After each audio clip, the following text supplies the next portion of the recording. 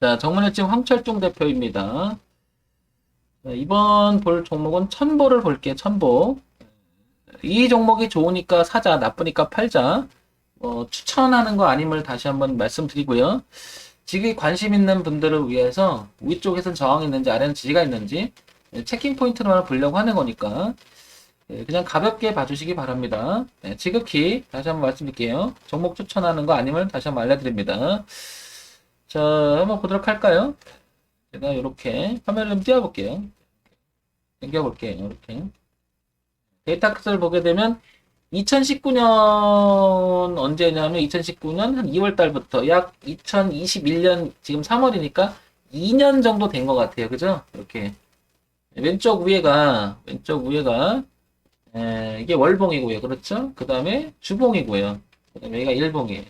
한 2년 정도 된 것 같습니다. 그죠? 일봉도 그거에 맞게 한번 쭉 당겨 볼게요. 2년 정도 데이터는 그냥 나오니까. 그러면 선보라는 회사는 2년간의 데이터가 한눈에 들어옵니다.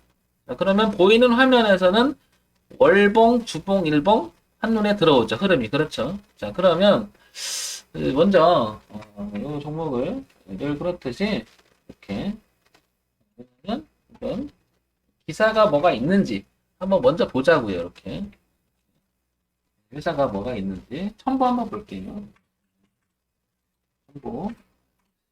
자, 이렇게 쳤더니 종합 정밀 화학 소재 기업이래요. 그죠? 여기 보시면 디스플레이, 반도체, 2차 전지 소재, 의약품 중간체, 연구 개발, 그다음에 투자 정보 쭉 나옵니다. 그죠? 이 회사에 대해서 이렇게 첨부 그러고 보면 종합 정밀 화학 소재 기업 요게 주가 되는 것 같아요. 그죠? 네. 그다음에 기사가 있는지 한번 쭉 내려볼게요. 블로그에는 개인들이 이제 올리는 거고 뉴스 한번 볼게요. 첨부 마크는 이렇게 생겼대 이 회사가. 그다음에 분석 2월 18일, 2월 19일, 그 다음에 2월 19일 날,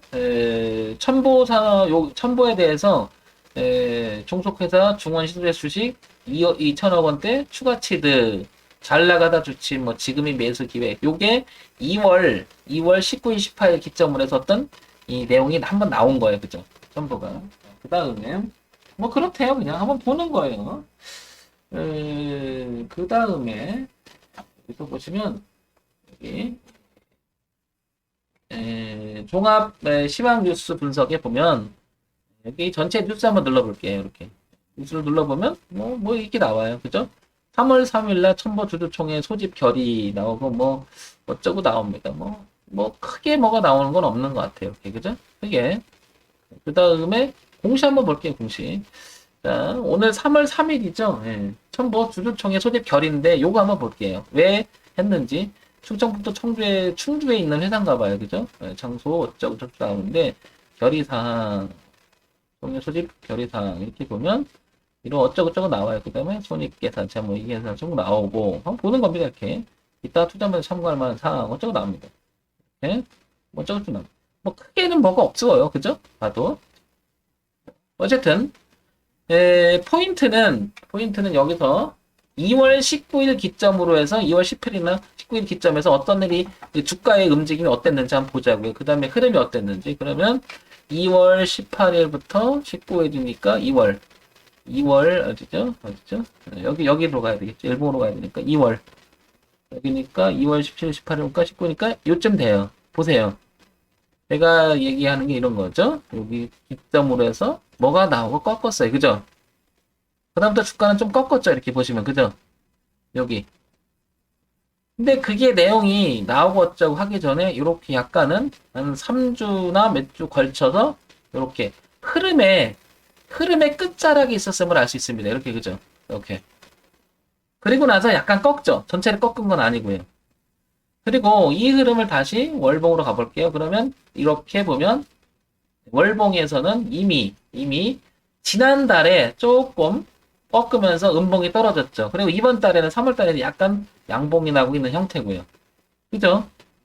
그런데 여기가 보시면 거래가 또 되게 많아요. 지금 여기가 이 가격대가. 그런데 여기가 거래가 제일 많았어요. 아까 좀 전에 우리 같이 봤던 그 알체라라고 하는 회사를 봤을 때도 여기 보시면 거래가 줄었다가 거래가 늘면서 굉장히 가파르게 올라간 적이 있었죠. 그래서 이 거래가 줄었다가 이렇게 됐다는 것은 요 안에서는 누군가는 던지는 애들도 별로 많지 않았다라는 거죠. 좀 전에 설명했듯이, 그죠? 그걸 가지고 이제 작년에 코로나 때는 잠깐 빠졌다가 열심히 누가 또 모았음을 알 수 있죠. 그리고 끌어올립니다. 이렇게 쭉 끌어올려놓고 지금 여기에요. 자, 그러면 여러분, 주가가 지금 천불하는 이 그룹은 굉장히 많이 올라왔죠? 예. 작년 3월 달부터 숨안 쉬고 계속 올라왔습니다. 그죠? 여기까지. 21만원까지 올라왔어요. 36만원짜리가.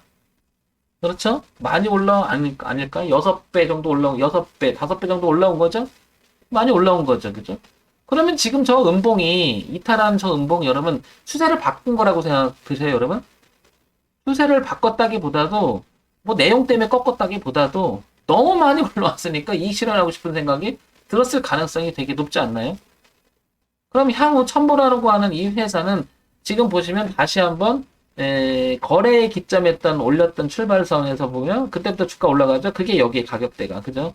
그러면 얘가 그때부터 보면 이게 별로 거래가 많지 않아요. 그죠? 그렇다는 얘기는 이위에 있는 애들도 마찬가지로 누가 여기서부터 매집 단계에 들어갔다 그러면 약간 아직은 버린 것 같진 않아요. 뭔가 들어갔으면 버리는 게 나와야 되겠죠. 근데 이 밑에서 모아서 이 신호탄에서 흐름을 바꿔놓은 자리를 보게 되면 아직 이탈하지 않습니다. 그러면 첨보는 12만 5천 원까지는 괜찮다고 보여지는 거예요, 저는.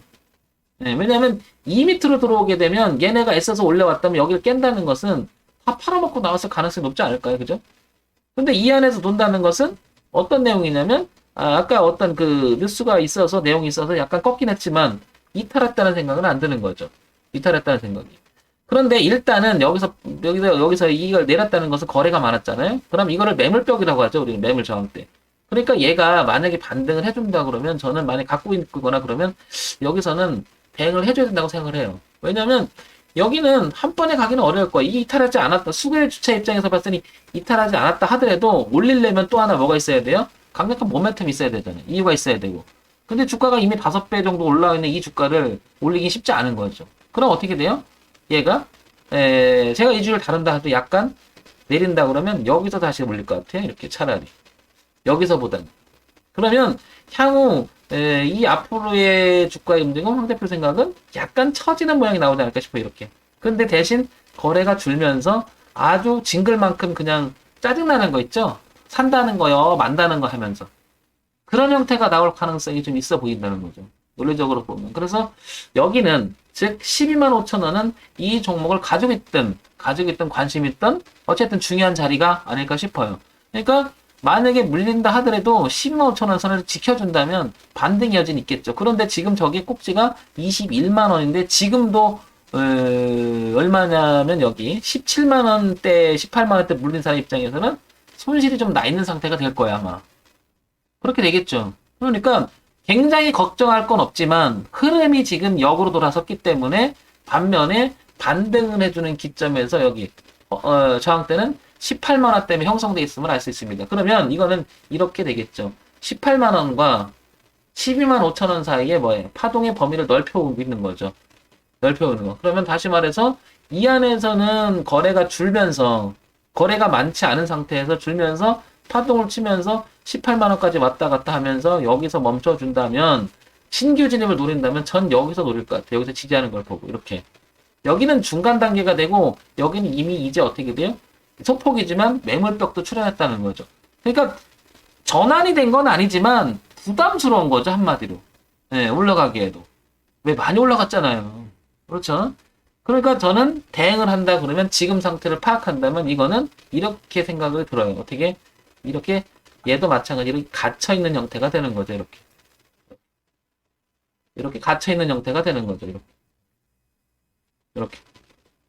그래서 전체적인 흐름은 우상향으로 가고 있는 그림 맞잖아요. 이렇게 가고 있는 건 맞지만 지금 단기적으로 봤을 때는 약간 이게 꺾을 가능성이 농후하다. 위로 올라오면 18만 원대는 저항이 하나 있다. 전체적인 흐름은 첨보는 위쪽으로 갈 가능성은 높지만 단기적으로는 좀 시간과 좀 소위 말해 물려있는 사람들 이런 사람들한테는 좀 힘들 가능성이 높죠. 조금 괴롭힘을 당하지 않을까 이렇게 생각됩니다. 전체는 바꾼 게 아닌데 진짜 심각해는 지점은 만약에 밀린다 그러면 좀 전에 말씀드렸지만 12만 5천 원을 깨게 되면 많이 심각해지죠. 이렇게 깨지게 되면. 그러면 다음 지지와 저항인데 문제는 이게 깨진다는 것은 이 흐름에 무게를 실어서 깨지기 때문에 어떻게 돼? 이게 회복하기가 쉽지 않은 거죠. 그러면 더 시간이 걸리죠. 훨씬 더 많이. 따라서 12만 5천 원을 기준, 그 다음에 18만 원대 기준 두 개를 같이 보되 물타기는 12만 5천 원을 차라리 지지하는 거 보고 했으면 좋겠어요. 만약에 물타기를 한다 그러면. 근데 저는 기본적으로 물타기를 하지 말라고 하니까요.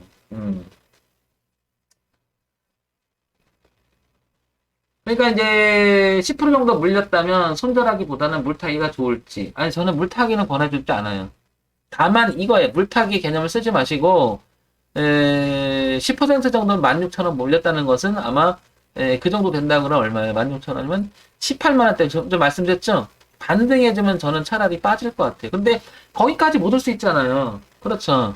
그러니까 저는 손해 좀 보더라도 먼저 비중을 줄여줄 거예요. 반등해주면. 그럼 반등의 기점은 어디냐면 지금 16만 6,800원이니까 17만 원만 넘어가 준다 하더라도 저는 조금 비중을 줄여줄 것 같아요. 다는 안 해더라도 한 3분의 2 아니면 반 정도는 털어버릴 것 같아요. 그리고 나서 12만 5천 원에서 만약에 밀려준다. 그럼 거기서 지지하는 거 보고 그때 다시 들어간다는 얘기죠. 예. 그런데 다행히도 털었는데 나머지가 올라가죠. 그럼 내비둘 것 같아요. 그러면 흐름상 얘가 올라간다 그러면 어디냐면 이렇게 올라가면 여기 보시죠. 여기까지 열리죠. 그게 열리면 어디까지냐면 24만 25만 원까지는 열려요. 예. 자, 그러니까 지금 황 대표가 얘기하는 것을 정답은 아니에요. 지극히 참고사로만 보시고 한번 여러분들이 공감이 된다면 생각할 수 있는 시간이 되겠죠. 그런 차원에서 말씀드리는 거니까 참고사항으로만 쓰시기 바랍니다. 아시겠죠? 정문일침 황철종 대표였습니다. 좋아요, 구독 부탁드립니다. 물타기는 저는 안 하라고 하지 말라고 그래요. 물타기는 결국에는 습관이 돼요. 한번 성공해도 만약에 성공한다 해도 빠져나오기 바쁘잖아요. 근데 밀려버리면 손실은 기하급수로 불어납니다. 그런 점 때문에 말씀드리는 거니까 참고로 보시기 바랍니다. 정문의 황철종 대표였습니다. 좋아요, 구독 부탁드립니다.